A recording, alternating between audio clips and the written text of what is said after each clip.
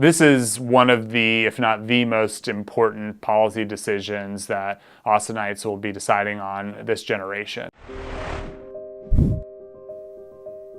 Austin used to be one of the most affordable cities in the nation. Between 1980 and 2015, the price of a single-family home in the greater Austin region increased by more than 350%, and rents increased by more than 150%. Austin grew and grew and grew and grew.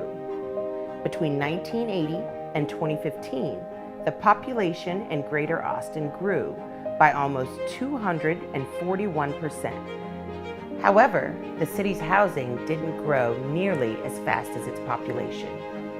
Home prices and rental rates have skyrocketed. The median home price for a home is $360,000. You have to make almost $70,000 per year to afford a house. We could only spend $200,000. The kind of houses we were seeing within Austin city limits were just small, old, really run down, and would have required a lot of work once we moved in, and that wasn't something we were ready for as first-time home buyers either.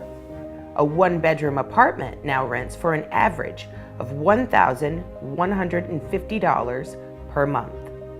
I mean, of course, this is just the reality of Austin. Every year, the rent goes up, and in some places, it's crazy, ridiculous.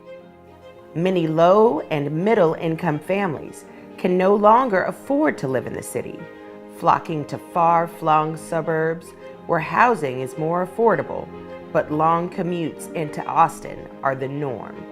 Our development patterns here in Austin are leading to longer commute times, which means that people are sitting in traffic, putting out a lot of carbon pollution, worsening our climate crisis. A land development code is a city's DNA. It determines how much and what types of housing can be built anywhere in the city. It can also restrict housing and drive up cost. Austin has a history of using its land development code to push discriminatory housing practices. That discrimination continues today in the form of exclusionary zoning that only allows the most expensive housing types, big single-family homes on huge lots. What the scientific literature tells us is that having housing more in the urban core rather than continuing to sprawl out into the countryside is far better for the environment. Today, Austin, which prides itself on being one of the most progressive cities, is also one of the nation's most economically segregated. 12 years ago, I hadn't even heard of Pflugerville where I live now.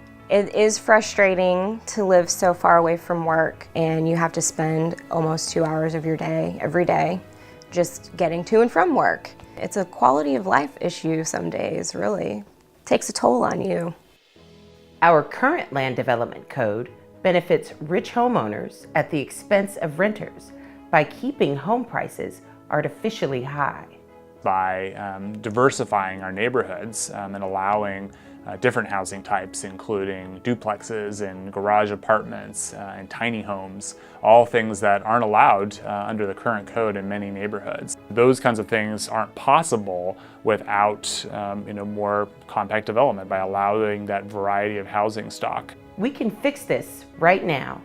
Austin is rewriting our land development code through a process called Code Next. We need more housing and more housing types throughout Austin to ensure that everyone can afford to live here, regardless of income. Code Next is our opportunity to decide whether we will make the same mistakes of the past or chart a truly progressive future for our city that matches our values. We all have a role to play. We can't wait any longer